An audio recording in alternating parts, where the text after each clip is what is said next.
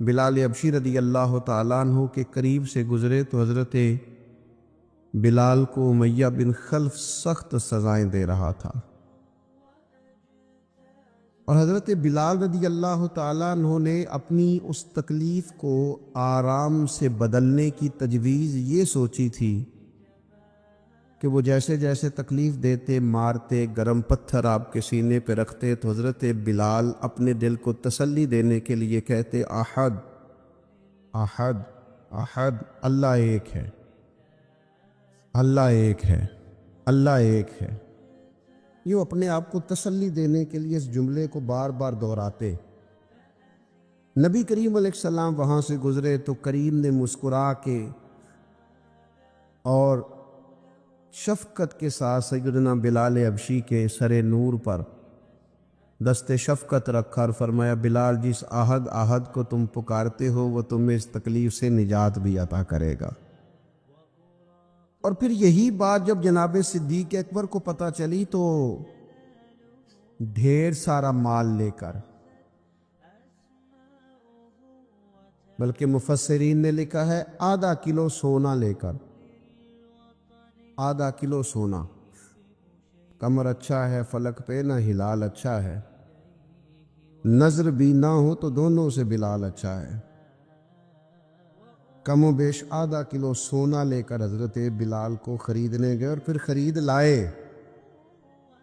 اور صرف حضرت بلال کو نہیں خریدا، جناب عامر بن فہیرہ کو بھی خریدا، حضرت زنیرہ کو بھی خریدا۔ بہت سارے ایسے لوگ جو کفر کے نرغے میں تھے اور مسلمان تھے اور تکلیف دی جاتی تھی اور ستائے جاتے تھے، حضرت ابوبکر صدیق نے ان کو خریدا۔ اب اس زمانے میں، اس ماحول میں جب ہر چیز پیسوں میں تلتی تھی، لوگوں کے اندر اخلاص کا ڈھونڈنا اور اللہ کی رضا کے لیے کسی کی مدد کرنا یہ کچھ مشکل سا اور بے موسمہ سا پھل تھا، تو حضرت بلال کو اتنے مہنگے داموں میں سیدنا ابوبکر صدیق نے خرید لیا تو لوگ چم گنیاں کرنے لگے، کہنے لگے یہ ویسے عجیب بات ہے، یہ ویسے ہوتا نہیں، یعنی ایک بے موسمہ پھل آ جائے نا کسی جگہ بھی تو لوگ انوکھی انوکھی باتیں کرنے لگ جاتے ہیں، کہتے ہیں یار یہ عجیب بات ہے، یہ کیسے ہو گیا ہے، یہ کیسی انوکھی بات، یہ کیسے ممکن ہے، یہ ہو نہیں سکتا۔ یعنی سارے بندے جھوٹ بول رہے ہوں تو ایک سچ بولے تو انوکھا سا لگتا ہے ذرا، تو ایک دور چل رہا ہو نا جس میں چیزیں بک رہی ہیں، خریدی جا رہی ہیں، تو آپ اس میں کہتے ہیں میں فی سبیل اللہ ہوں تو لوگ پریشان ہو جاتے ہیں کہ یہ کیسے ہو سکتا ہے۔ تو اب اس زمانے میں جب حالات اتنے خراب تھے کہ لوگ ایک ایک دینار کے لیے گلے کاٹ دیتے تھے، وہاں ایک غلام کو اور حبشی غلام کو اور سیاہ فام غلام کو اتنے مہنگے داموں میں خریدنا کام بڑا مشکل تھا۔ اب جب مکے میں یہ بات پھیلی کہ یہ کام حضرت صدیق اکبر نے کیا ہے تو پھر لوگ پتہ کیا کرتے، کوئی بات نہ ملے تو کوئی بات بنا لیتے۔ لوگوں کو عادت ہوتی ہے، مخلوق تو فنکار ہے، اس درجہ کے پل بھر میں سنگے در کعبہ سے بھی اصنام تراشے، تم کون ہو، تم کون ہو، کیا چیز ہے داغ کبابی۔ لوگوں نے تو جناب مریم پہ بھی الزام تراشے، بات نہ ملے تو لوگ بات بنا لیتے، بات گھڑنا کو مشکل کام ہے، اتنی سونی گھڑتے ہیں کہ لگتا ہے کہ یہ جھوٹ ہے ہی نہیں، سچ ہے۔ انہوں نے بات گھڑ لی، طے کر لی، کہنے لگے وہ ایسے نہیں ابو بکر نے خریدا، کوئی کسی زمانے میں بلال نے کوئی احسان کیا ہوگا، وہ احسان کا بدلہ اتارا ہے، اتنا مہنگا بلال خریدنا سمجھ میں نہیں آتا۔ جس رب کی رضا کے لیے حضرت ابو بکر نے یہ کام کیا تھا اس رب کا قرآن بولا، فرمایا وَمَا لِأَحَدٍ عِندَهُ مِن نِعْمَةٍ تُجْزَىٰ، اللہ کہتا ہے اس پر کسی کا کوئی احسان نہیں جس کا اس نے بدلہ دیا ہو۔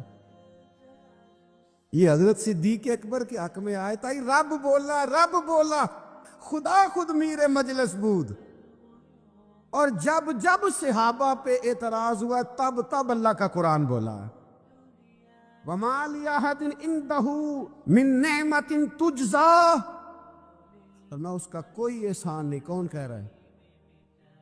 حضرت صدیق کے والد نہیں بولے، بھائی نہیں بولے، بیٹیاں نہیں، او قربان جاؤں نبی کریم نہیں بولے، رب بولا۔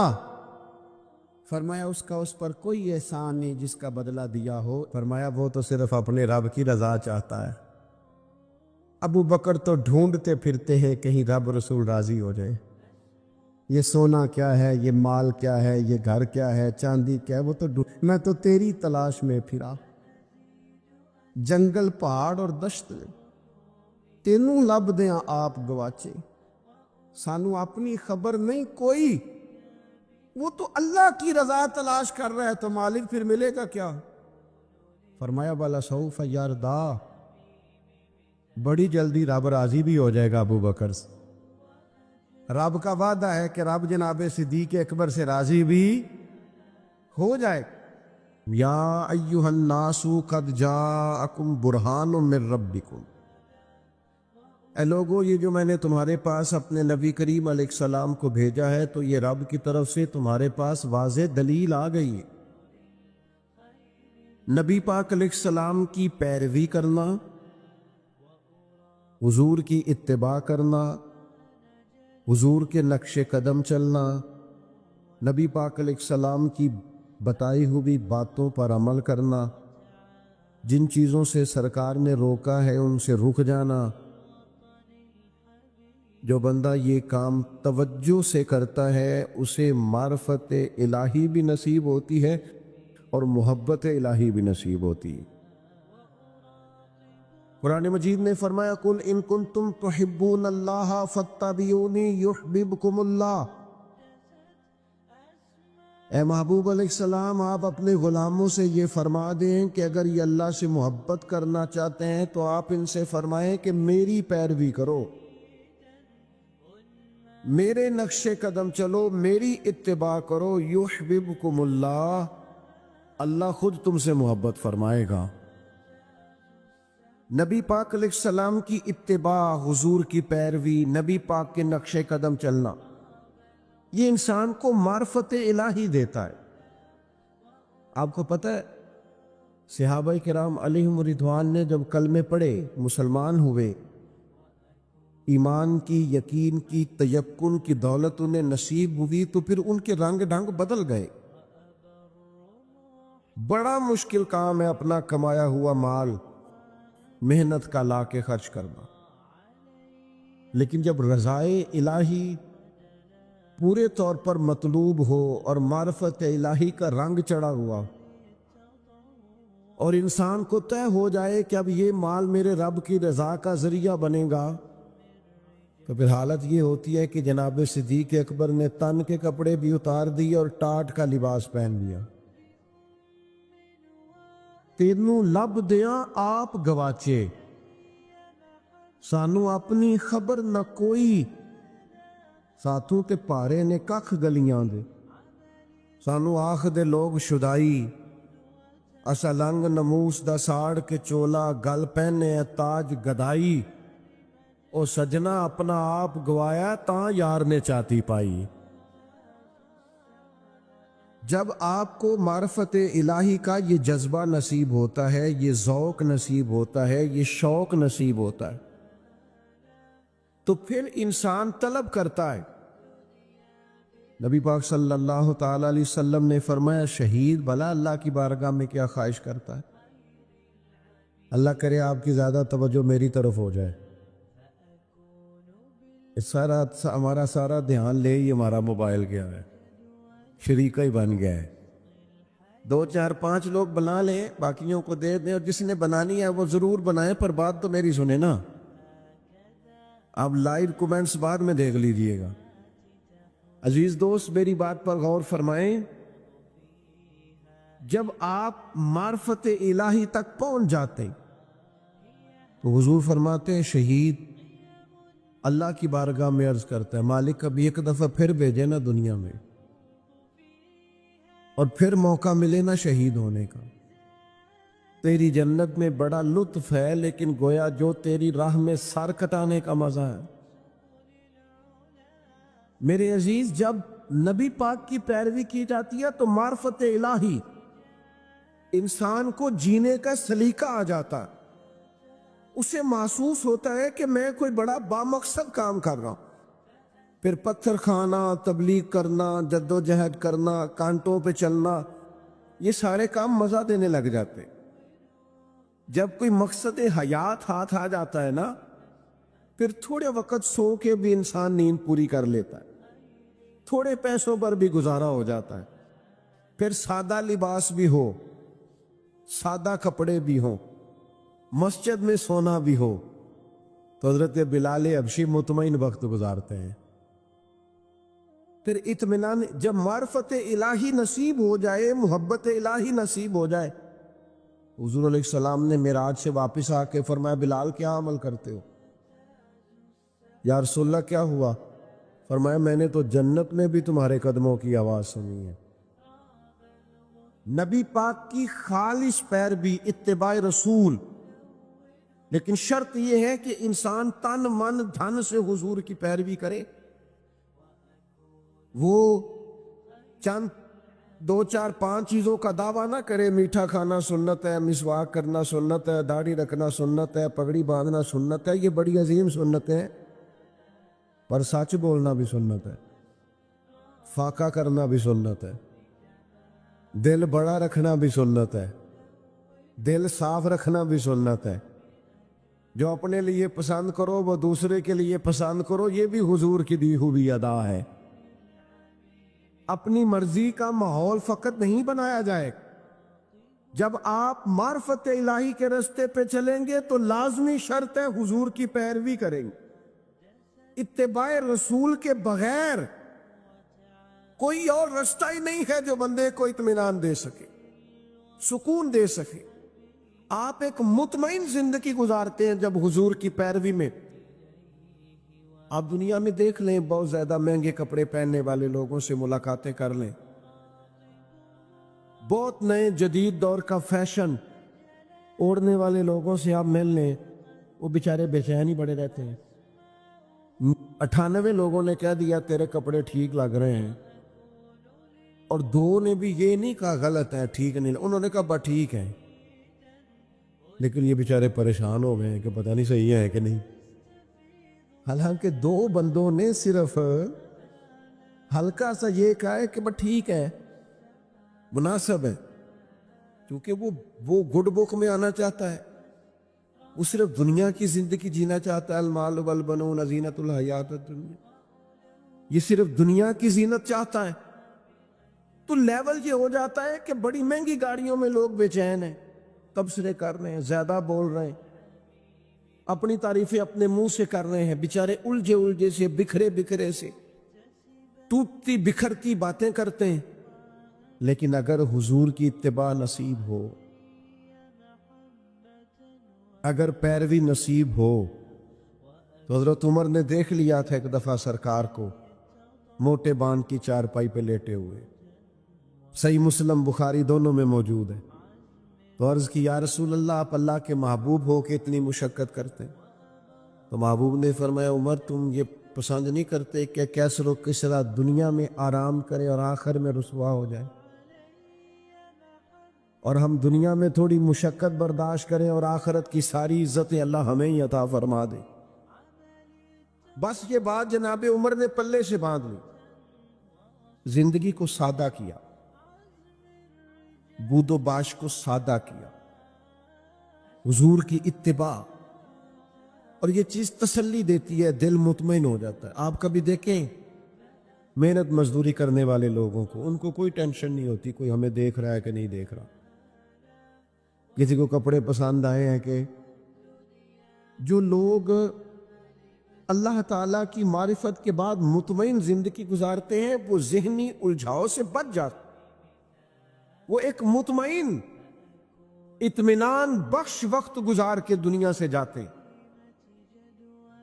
حضرت عمر رضی اللہ تعالیٰ عنہ کے زمانے میں نا فتوحات بہت زیادہ ہو گئی تھی، اور مال غنیمت بھی بڑی تعداد میں آتا تھا، 25,000 50,000 دینار بدری صحابہ کو ملنے لگے تھے، وسعت آ گئی تھی، اور جائز بھی ہے کہ آپ کے پاس اگر پیسے ہوں، وسعت ہوں، تو آپ کوئی قیمتی لباس پہنے تو منع بھی نہیں، اچھا گھر بنا لے تو منع بھی نہیں۔ لیکن حضرت عمر کا لباس وہی پرانا سادہ، کئی جگہوں پہ پیوند لگے ہوئے، آتے اسی سے جمعہ پڑھاتے،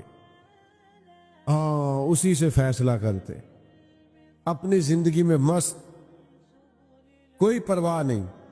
بچے جب بڑے ہو جاتے ہیں پھر ہلکے ہلکے مشورے بھی تو دیتے ہیں نا، تو بچے ہلکے پھلکے مشورے بھی دیتے ہیں، ٹھیک ہے کوئی بات نہیں، سب رہنے دیں، سب ٹھیک ہے۔ تو کچھ لوگوں نے مشورہ دیا کہ اتنے اتنے بڑے لوگ جناب عمر سے ملنے آتے ہیں، وزیر مشیر اور کیا بات، اور وہی سادہ اور پھٹا پرانا اور پیوند لگا ہوا لباس، تو سب نے مشورہ کیا کہ حضرت عمر سے کہنا چلے کرتا ہی نیا لے لیں، آپ کے پاس مال آتا ہے آپ سارا بانٹ دیتے ہیں، حصہ تو آپ کو بھی ملتا ہے، اب بانٹ دیتے ہیں تو چلو تھوڑا سا حرج کیا ہے۔ تو سب نے مشورہ کیا کہ کہنا ہے حضرت عمر سے، تو ایک صحابی بولے، کہنے لگے کہنا تو ہے پر وہ شعر بھی بتاؤ جو عمر سے بات کرے گا، بندہ بھی تو بتاؤ نا بھائی جو عمر فاروق سے بات کرے۔ تو لوگوں نے کہا ایک بندہ ہے نا جس کی عمر بات ٹالتے نہیں، کہا وہ کون ہے؟ کہا مولا علی شیر خدا۔ حضرت عمر ان کی بات نہیں ٹالتی۔ لوگوں نے حضرت علی شیر خدا کی خدمت میں عرض کی کہ حضور آپ کہیے نا جناب عمر سے، جب حالات بدل گئے ہیں، لوگوں کے پاس وسعت آئی ہے، حضور علیہ السلام کے زمانہ مبارکہ میں ظاہری طور پر، ورنہ تو بڑی وسعت تھی، ظاہراً اتنی وسعت نہ تھی، جناب صدیق اکبر کا زمانہ بھی کچھ ایسا ہی تھا، تو اب تو بڑا مال غنیمت آتا ہے اور حالات اور کیا اور ہیں، تو حرج کیا ہے اگر نیا کرتا لے لیا جائے؟ تو حضرت علی کہنے لگے بالکل تمہاری بات ٹھیک ہے، توجہ ہے نا آپ کی، اور عمر سے کہنا بھی چاہیے، پر فرمانے لگے یہ بھی مجھے پتہ ہے میں کہوں گا تو وہ مان لیں گے، پر یہ تمہیں بتاؤں میں نے کوئی نہیں کہنا، میں نہیں کہوں گا، کیونکہ میں عمر کی طبیعت کو جانتا ہوں۔ کہا پھر کیا کریں؟ فرمایا سید عائشہ صدیقہ سے کہو، وہ ماں ہے نا مومنوں کی، حق رکھتی ہیں۔ لوگوں نے یہ سارا مدعا جناب عائشہ صدیقہ سے بیان کیا، بلایا، جناب عمر دوڑے حاضر ہوئے، اماں جی حکم ہو، پردے کے پیچھے بیٹھ گئے۔ فرمایا عمر اب اللہ نے وسعت کر دی ہے، مال آ گیا ہے، گنجائش آ گئی، تو آپ نیا کرتا لے لیں، کیا حرج ہے؟ حضرت فاروق اعظم چپ کر گئے۔ بزرگوں کے سامنے جو منصب کے لحاظ سے بزرگ ہوں، بڑے ہوں، ان کے سامنے زیادہ باتیں نہیں کرنی چاہیے۔ حضرت عمر چپ کر گئے، کہا اماں جی آپ حکم کریں، شام سے پہلے کرتا بدل لوں گا، لیکن فرمانے لگے ایک بات کرنے کی اجازت ہے، ایک بات کہنے کی اجازت ہے؟ کہا کہیے، توجہ ہے آپ کی میری طرف؟ حضرت عمر فرمانے لگے اماں جی یہ جو میں نے کرتا پہنا ہے نا، حضور کے زمانے میں بھی میں اسی طرح پہنتا تھا، حضرت صدیق کے زمانے میں بھی اسی طرح پہنتا تھا، میرا دل کرتا ہے میں اسی طرح رہوں جو میرا رنگ حضور کے دور میں تھا۔ میں اس میں بڑا راضی ہوں، بڑا مطمئن ہوں، یہی میرا طریقہ ہے۔ بس جناب عمر نے بات کی تو جواب کوئی نہیں آیا۔ تھوڑی دیر کے بعد جناب عائشہ صدیقہ کے رونے کی آواز آئی، اور جناب عمر فاروق سے فرمانے لگی آپ جائیے، جو صحابہ نے فرمایا تھا وہ بھی ٹھیک ہے، پر جو آپ کہہ رہے ہیں وہ تو بالکل ہی ٹھیک ہے، اس لیے کہ معرفت الہی، محبت الہی، توکل، صبر، شکر، قناعت، خودداری، عزت نفس پیدا کرتی، انسان کو یہ چیزیں پیدا کرتی، اور یہ حاصل کیسے ہوتی ہے؟ فاتبعونی، حضور کی پیروی سے، نبی پاک کی غلامی سے، نبی پاک کے نقش قدم چلنے سے ہم صرف اور صرف اس زندگی میں مطمئن رہ سکتے ہیں جو زندگی ہمیں مدینے والے محبوب نے عطا فرمائی۔ اگر ہم وہاں سے ہٹیں گے، اگر ہم وہاں سے چند قدم پیچھے ہٹیں گے، ہمارے لیے نقصان ہوگا۔ دیکھیے نا، عظیم سنت ہے نبی پاک کی اپنے دل کو صاف رکھنا، لیکن ہم نے بوجھ ہی بڑے بنائے ہوتے ہیں دل پہ. ایک بٹن ٹوٹ جائے نا، گلے کا ایک بٹن، تو محفل میں کسی کو بھی نہ پتا ہو تو جس کا ٹوٹا ہوتا ہے وہ بڑا پریشان ہوتا ہے، یار میرا بٹن ٹوٹا ہوا ہے.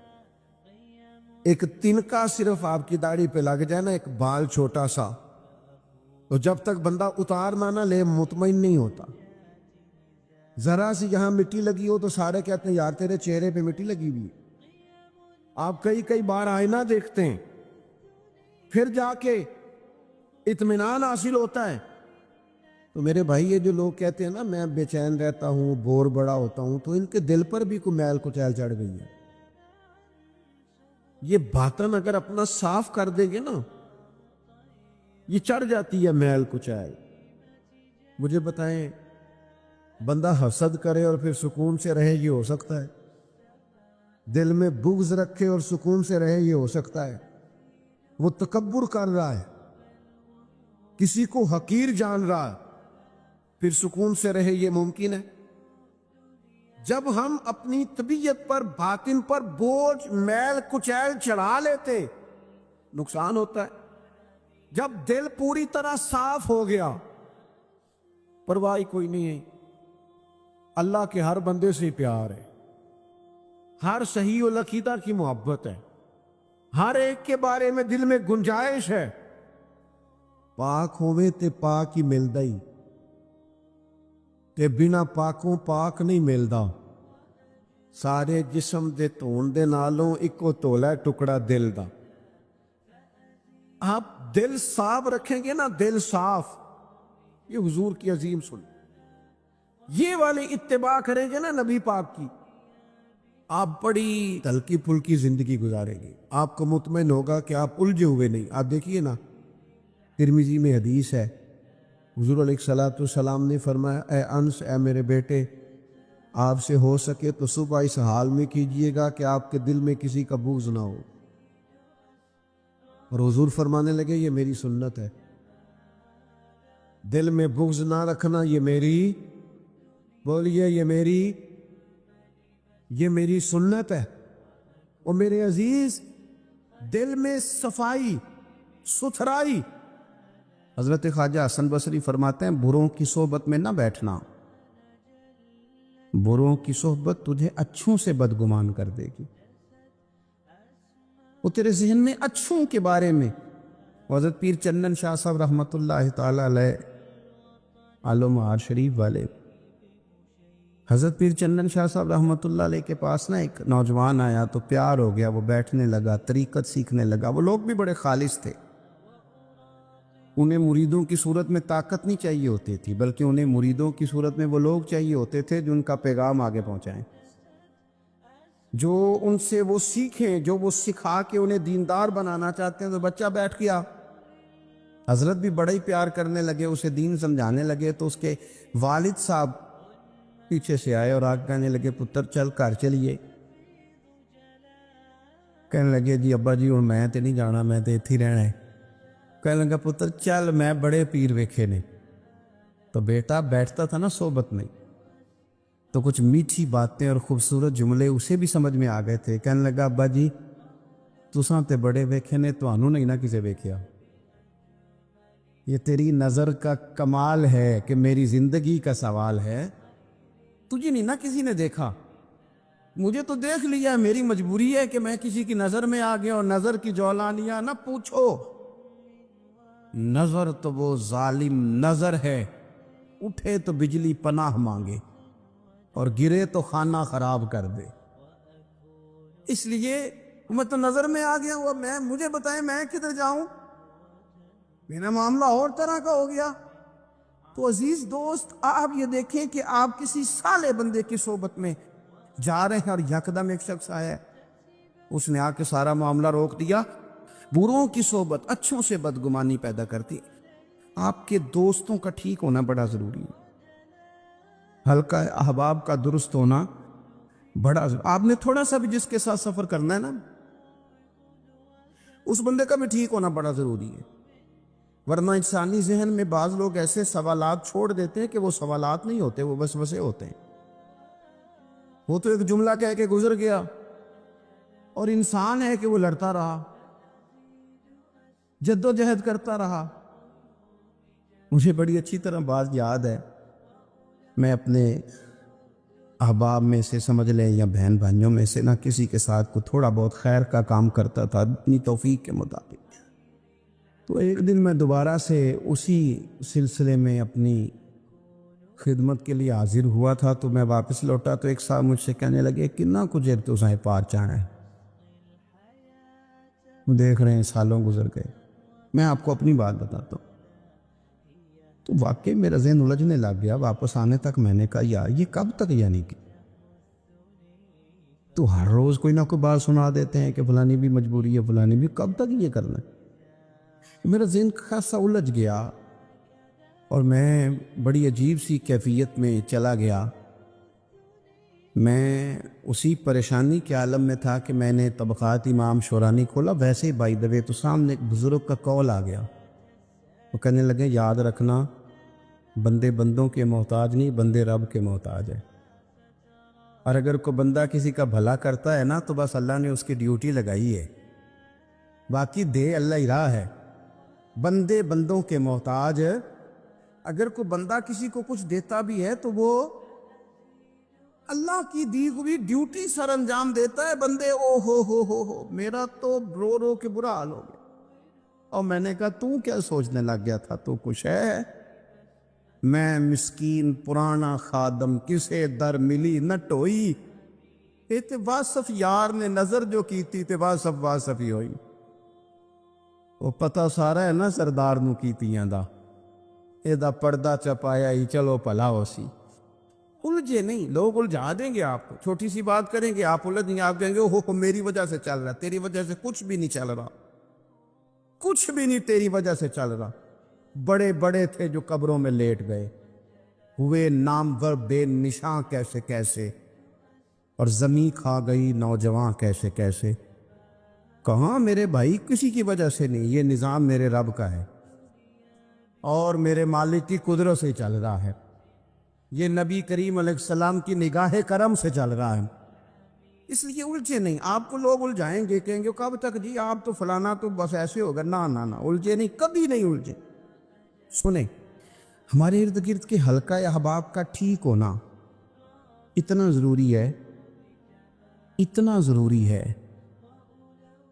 کہ داتا گنج بخش علی اجوی رحمت اللہ علیہ فرماتے ہیں کہ مکہ معظمہ میں ایک شخص طواف کعبہ کر رہا تھا۔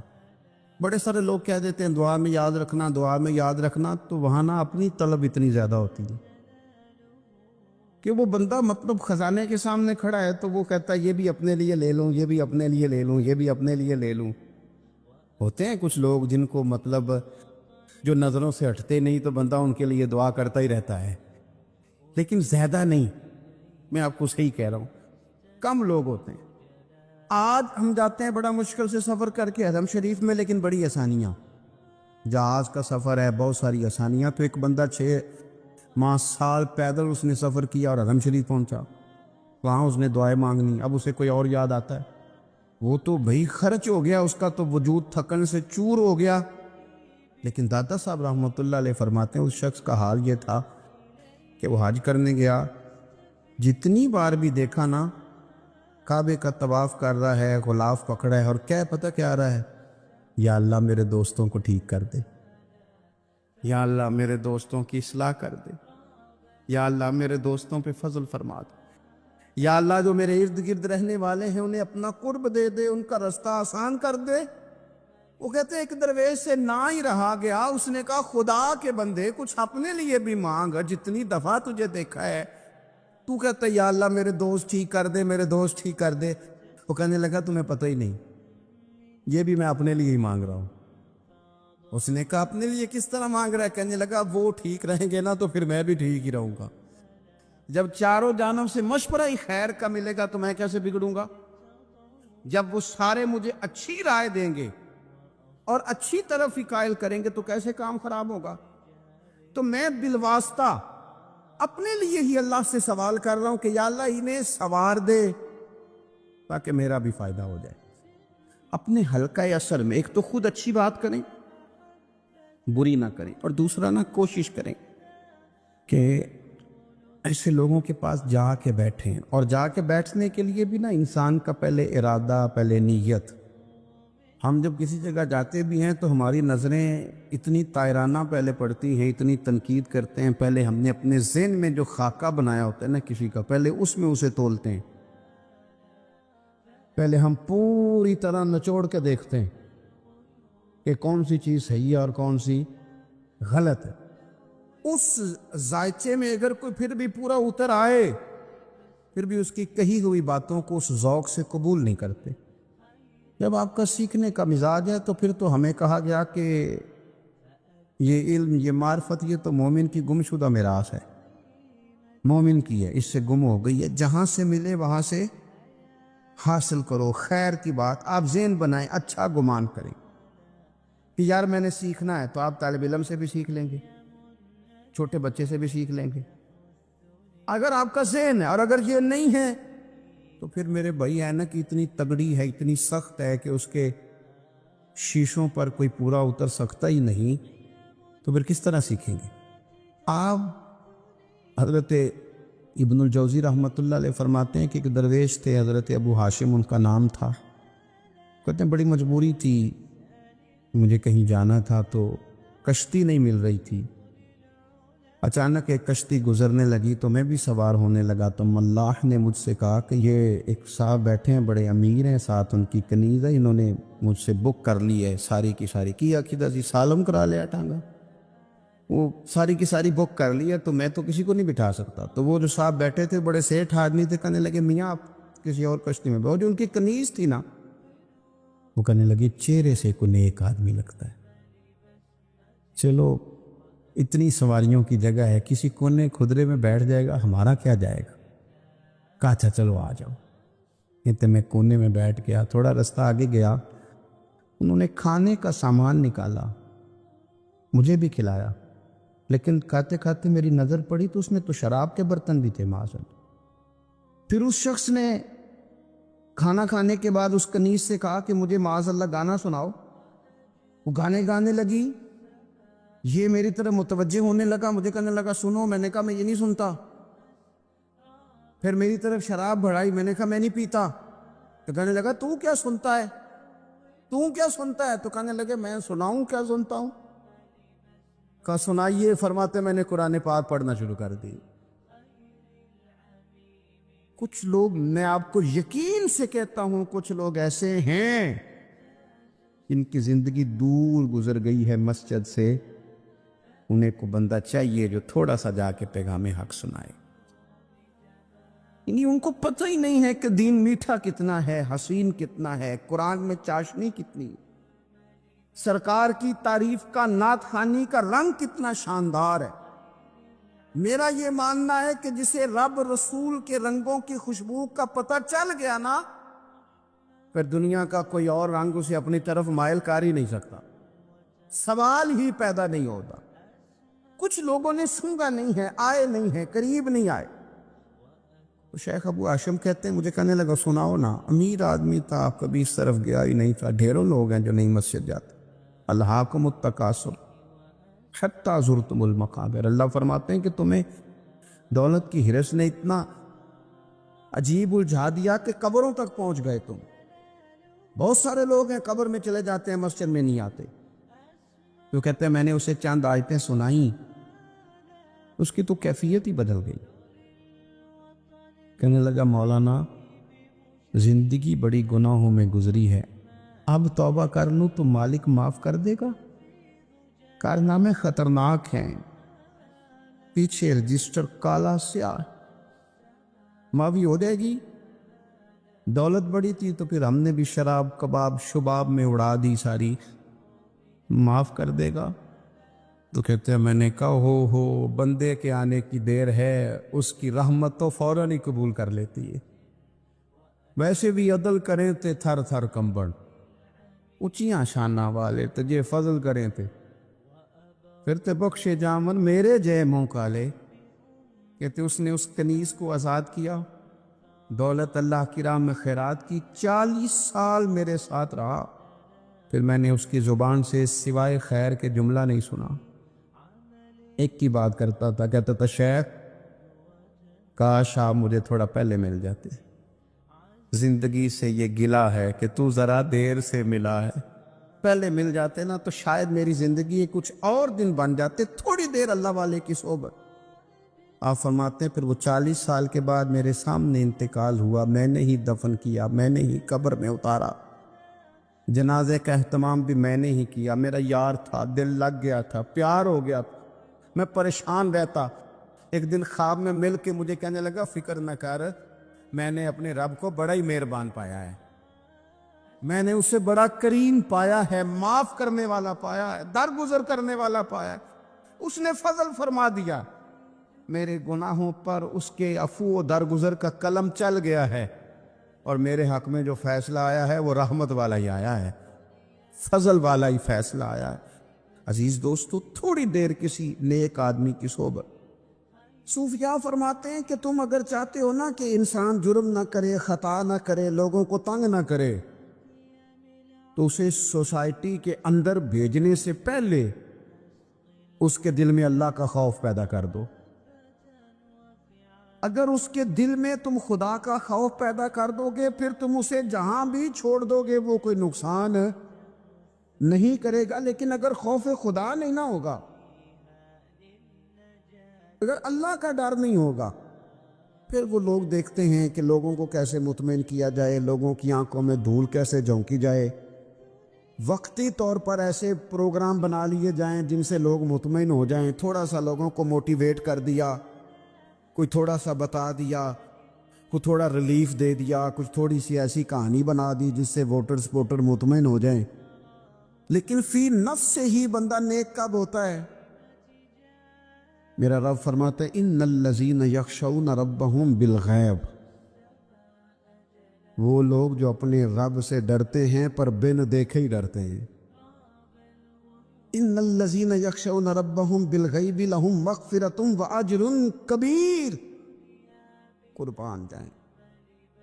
فرمایا بے شک وہ لوگ جو اپنے رب سے بغیر دیکھے ڈرتے ہیں، اللہ تعالیٰ نے ان کے لیے بخشش بھی رکھی ہے اور بہت بڑا اجر تیار کیا ہوا ہے۔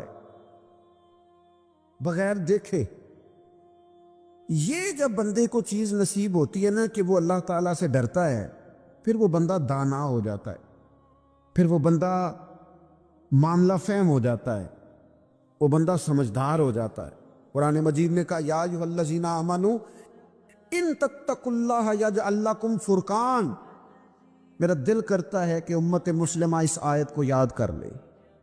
رب فرماتا ہے اے ایمان والو، اگر تم اللہ سے ڈرو گے نا تو اللہ تعالیٰ تمہیں حق اور باطل میں تمیز کرنے کی قوت عطا فرما دے گا۔ تم اپنے دل میں رب کو جواب دینے کا تصور پیدا کرو، اللہ تمہارے فیصلے درست کرا دے گا۔ اور میرے نبی پاک صلی اللہ تعالیٰ علیہ وسلم نے فرمایا یہ جو اللہ کا خوف ہے نا، یہ حکمت کی بنیاد ہے، یہ دانائی کی بنیاد اللہ کا خوف ہے، یہ بنیاد ہے، اس کی وجہ سے لوگ دانا ہوتے ہیں۔ اگر وہ رب کریم سے ڈرنے لگے تو اللہ انہیں بصیرت کی روشنی دے گا۔ کیوں فیصلے درست تھے سارے سیدنا صدیق اکبر کے؟ اس لیے درست تھے کہ ان کے دلوں میں رب کا خوف موجود تھا۔ بڑی فضیلتیں انہیں حاصل تھیں، بڑی عظمتیں حاصل تھیں، لیکن کسی جگہ بھی، کسی مقام پر بھی ان کے قدم لڑکھڑاتے کیوں نہیں تھے؟ بڑے انہوں نے بھی زندگی کے اندر تکلیفیں دیکھی، بڑے بوجھ دیکھے، بڑی دھوپ چھاؤں دیکھی، لیکن مضبوط کیوں رہے؟ حضرت سعد بن ربیع رضی اللہ تعالیٰ عنہ ایک جنگ میں شہید ہو گئے تھے، جنگ احد میں۔ تو ان کی بیٹی ایک دن آئی حضرت صدیق اکبر کے پاس، امیر المومنین کے پاس کسی کام سے، تو جناب سیدنا صدیق اکبر رضی اللہ تعالیٰ عنہ نے چادر بچھا کے اس بیٹی کو بٹھایا اور خود حضرت صدیق اکبر چادر سے نیچے بیٹھ گئے، خود زمین پہ ہیں، اسے آپ نے اعزاز کے ساتھ کپڑے پہ بٹھا رکھا ہے۔ حضرت عمر فاروق رضی اللہ تعالیٰ عنہ آئے اور آ کے عرض کرنے لگے حضور یہ خاتون کون ہے، بیٹی کون ہے جس کو آپ نے اس قدر زیادہ فضیلت کی جگہ پہ بٹھایا ہے؟ تو حضرت صدیق اکبر رضی اللہ تعالیٰ عنہ فرمانے لگے کہ یہ اس شخص کی بیٹی ہے جو تم سے بھی افضل تھا، مجھ سے بھی افضل تھا۔ تو حضرت عمر فاروق رضی اللہ تعالیٰ عنہ عرض کرنے لگے حضور ہم تو یہ سمجھتے ہیں کہ نبیوں کے بعد سب سے افضل آپ ہی ہیں، تو یہ جو آپ سے بھی افضل تھا اس کا کیا معنی ہے؟ حضرت صدیق اکبر فرمانے لگے وہ لوگ کتنے افضل تھے جنہوں نے حضور کی موجودگی میں اپنی جان اپنی رب کی بارگاہ میں پیش کر دی۔ حضور کے مقدس ہاتھوں میں جن لوگوں کی روحیں پرواز کر گئیں وہ کتنے بڑے لوگ تھے۔ میری بات کو سمجھیے گا کہ ان لوگوں کے دلوں میں وہ جو عاجزی تھی، وہ جو اللہ تبارک و تعالیٰ کی معرفت تھی، اس نے کس طرح کا بنا دیا۔ ہمارے ہاں یہ مسئلہ بن گیا ہے کہ ہم ہر ایک سے ڈر رہے ہیں، ہر ایک سے، برادری سے، قبیلے سے، داماد سے، بہو سے، فلانے سے، فلانے سے۔ میں نے دیکھا بڑے بڑے لوگ ڈرتے ہیں۔ آپ اگر ناراض نہ ہوں تو بعض والدین ہیں جو اولاد سے ڈرتے ہیں۔ ہاں میں نے کچھ ایسے دنیا دار پیر دیکھے ہیں جو مریدوں سے ڈرتے ہیں، میں نے ایسے لیڈر دیکھے ہیں جو اپنی عوام سے ڈرتے ہیں۔ کیوں؟ اس لیے کہ میرے نبی پاک علیہ السلام نے فرمایا جو رب سے نہ ڈرے پھر وہ سب سے ڈرتا ہے، اور فرمایا جو رب سے ڈر جائے اللہ مخلوق کا خوف اس کے دل سے نکال دیا کرتا ہے۔ یہ رب سے نہیں ڈرا تو یہ سب سے ڈرا ہے، اگر رب سے ڈرتا تو کسی سے نہ ڈرتا۔ اور حضور فرماتے ہیں دو خوف اللہ جمع نہیں کرے گا۔ تم اگر بے خوف زندگی گزارنا چاہتے ہو نا دنیا میں تو ایک خوف پیدا کر لو، وہ رب کا خوف ہے، بے خوف ہو جاؤ۔ اور اگر تم یہ خوف پیدا نہیں کرتے پھر تو سائے سے ڈرو گے، پھر سانپ سے نہیں رسیوں سے ڈرو گے، پھر تو جگہ جگہ تمہیں کمزور کر دیا جائے، پھر تو لوگ ہر وقت تمہیں بھگائیں گے، ڈرائیں گے۔ ایک خوف پیدا کر لو اللہ کا، پھر دوسرا کوئی خوف قریب نہیں آئے گا۔ اور ایک معنی میں اور کہا اللہ دو خوف جمع نہیں کرے گا۔ حضور فرماتے ہیں تو دنیا میں رب سے ڈر جانا، رب تجھے آخرت میں نہیں ڈرائے گا۔ وہ جو اللہ کے ولیوں کے بارے میں کہا لا خوف علیہم ولا ہم یحزنون، کیا معنی ہے؟ دنیا میں انہیں صرف اللہ کا خوف تھا، باقی کسی کا خوف نہیں تھا۔ حضور فرماتے ہیں تو دنیا میں رب سے ڈر جا، قیامت میں تجھے نہیں ڈرائے گا، اور اگر تو دنیا میں نہیں نہ ڈرے گا پھر تو قیامت میں ڈرایا جائے گا۔ اللہ تبارک و تعالیٰ کی خوف، یہ جو روزہ ہے نا، یہ اس معرفت کو بڑا پکا کرتا ہے۔ گھر میں کوئی بندہ موجود نہیں، باورچی خانے میں بہترین کھانا مرضی کا پڑا ہے، فریزر پھلوں سے بھرا ہوا ہے، ہر چیز موجود ہے، اور بھوک بھی پوری شدت کی ہے، پیاس بھی پوری لگی ہے، تو چل نہ تو کھا لینا، اور تیرے جائز پیسوں کا ہے، کھا لے۔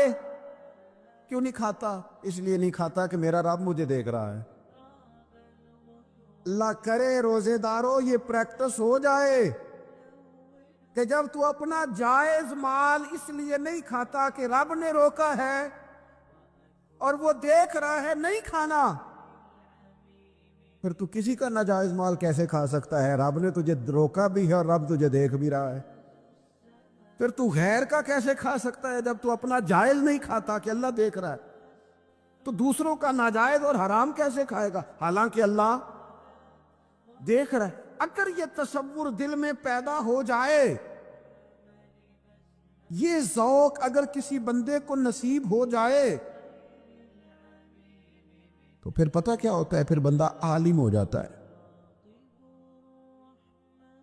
حضور علیہ الصلوۃ والسلام نے ارشاد فرمایا اگر تم اللہ تعالیٰ سے اس طرح ڈرو نا جس طرح ڈرنے کا حق ہے تو تم ایسا علم جان لو گے کہ جہالت ہی ساری ختم ہو جائے گی۔ خوف خدا اگر پیدا ہو گیا تو اللہ تعالیٰ تمہیں علم بھی عطا کر دے گا، تمہیں معرفت کا نور ملے گا۔ یہ ہے وہ علم لدنی جو انسان کو پھر اللہ کی عطا سے مل جاتا ہے۔ فرمایا اگر اللہ سے ڈرو گے تو رب ایسا علم تمہیں دے گا کہ جہالت ختم ہو جائے گی، اور نبی اکرم صلی اللہ تعالی علیہ وسلم نے فرمایا اگر تم اپنے رب کو کما حقہ پہچان کر دعا مانگو گے نا تو تمہاری دعاؤں سے پہاڑ بھی ہل جایا کریں گے، لیکن یہ دو چیزیں پیدا کرو، ایک تو اللہ کا خوف تمہارے دل میں آئے اور دوسرا معرفت الہی کا شوق پیدا۔ اگر طبیعت کے اندر یہ چیزیں پیدا ہو جائیں، خوف خدا نصیب ہو جائے اور صحیح معنوں میں نصیب ہو۔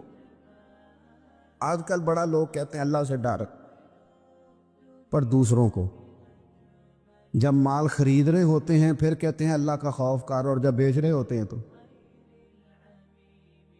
جب کسی کو پیغام دین دے رہے ہوتے ہیں تو کہتے ہیں اللہ کا خوف کر، اور جب تیرے تک بات پہنچتی ہے تو پھر معاملہ ختم ہو گیا۔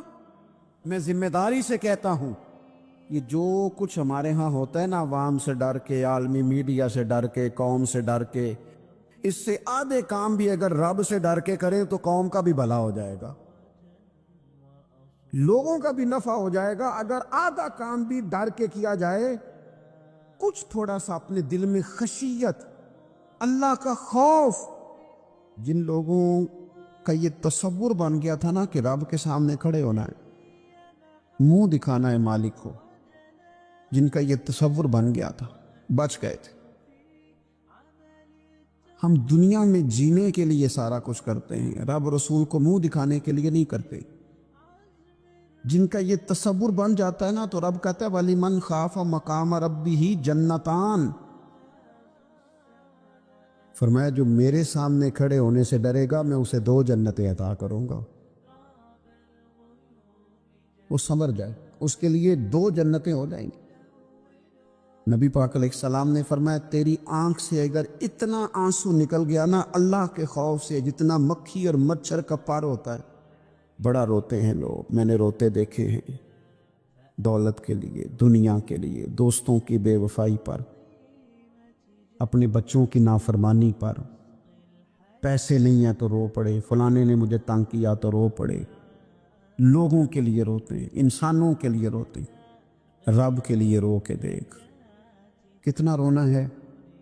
حضور فرمانے لگے جتنا مکھی اور مچھر کا پر ہوتا ہے نا، اگر اتنے آنسو رب کے خوف سے تیری آنکھ سے نکل گئے تو حضور فرماتے ہیں جس طرح بھینس کے تھنوں سے نکلا ہوا دودھ دوبارہ تھنوں میں نہیں نہ جاتا، اگر کوئی اتنا بھی رو پڑا جتنا مکھی اور مچھر کا پر ہوتا ہے تو اس بندے کو اللہ دوزخ میں داخل نہیں کرے گا۔ شرط کیا ہے؟ اللہ کے خوف سے، رب کے خالصتاً اللہ کے خوف سے۔ اور تھا لوگوں کو اللہ کا خوف، رب کے سامنے کھڑا ہونا ہے تو ڈرتے تھے۔ حضرت عمر کا جب آخری وقت آیا تھا تو اپنے بیٹے سے کہا تھا مجھے اٹھا کے زمین پہ رکھ دو، میں اپنی پیشانی زمین پہ رکھ کے اپنے رب سے معافی مانگوں۔ حضرت عثمان غنی جیسے لوگ جب قبر کو دیکھ لیتے تھے تو پھر تڑپ کے ان کی ساری داڑھی آنسوؤں سے بھر جاتی۔